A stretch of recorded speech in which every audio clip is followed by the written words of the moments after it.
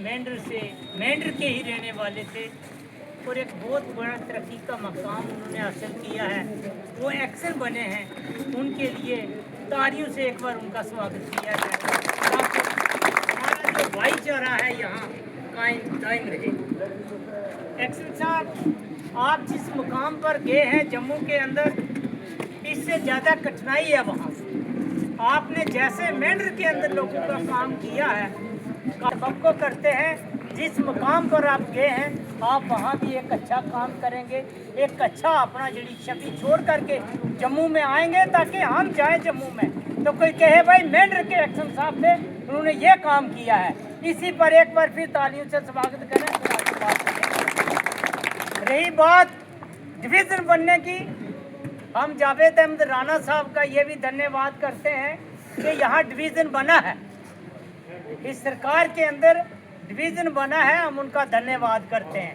और उनसे हम शिकायत भी करते हैं कि आप मेंढर के यहाँ डिवीज़न बना, यहाँ जेई से एक्शन बना, एक्शन से बहुत दूर चले गए, मगर हमारे जो मुलाजम थे वो उसी 8,000 6,000 पर अटके हुए।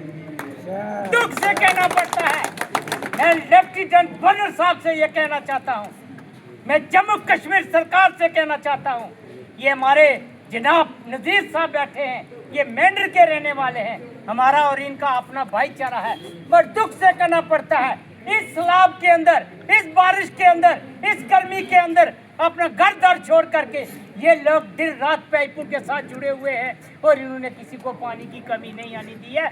मैं सरकार से कहना चाहता हूँ कि आपका समय नज़दीक है और आप इनका एक बूटा लगा कर जाएं, हम जिंदगी भर आपको याद रखेंगे।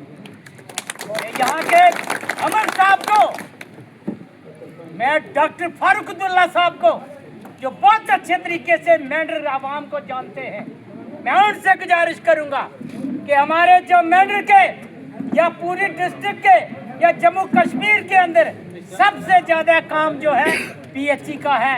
ये लोग जल जो है प्रोवाइड करते हैं तो हम लोग जीते हैं। आपके पास टेबल पर गिलास पानी का किसने दिया है?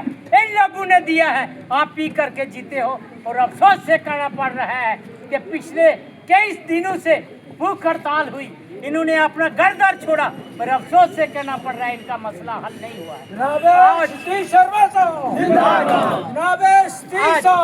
आज मैं वाज़ेह तौर पर कह देना चाहता हूँ, जनाबे जो डिवीज़न साहब यहाँ बैठे हैं, सुदेश भगत जी, आप याद रखें ये मेंढर है, ये जम्मू रजौरी नहीं है, ये डिस्ट्रिक्ट पुंछ तहसील मेंढर के लोग हैं। ये बनाना भी जानते हैं, पगड़ी पहनाना भी जानते हैं और अपना जो है इंसाफ लेना भी जानते हैं, याद रखें आप। मैं सतीश भार्गव आपको वाज़ेह तौर कह देना चाहता हूँ, जम्मू कश्मीर सरकार को। मैं ये बात आपके सामने मजीद साहब नहीं रखना चाहता था, पर दुख से कहना पड़ रहा है आज हमारे ये चेहरे जो बैठे हैं ऐसे बैठे हैं, हमें दर्द आता है, हमें दुख आता है कि हमारे बच्चे, किसी की स्कूल की वर्दी नहीं है, इनको 6-6 महीने तनख्वाह नहीं देते हो, और भाई क्यों जुल्म करते हो, क्यों लोगों पर जुल्म और सितम करते हो? खुदा के लिए गवर्नर साहब ये बात सुन लें, 60,000 मुलाजिम पीएचई का है, पीटीटी के भी मुलाजिम खम्मू के साथ मर गए हैं। ये साहब आपको यहाँ नहीं, अल्लाह ताला के घर, भगवान ईश्वर के घर में भी देना पड़ेगा, ये याद रखें।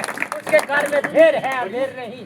मैं ज़्यादा नहीं कुछ कहूँगा। मजीद साहब, नज़ीर साहब, आप यहाँ के एक सरकर्ता हैं, आपका एक फर्ज और धर्म बनता है कि इन लोगों की रहनुमाई करना हर आदमी का फर्ज है।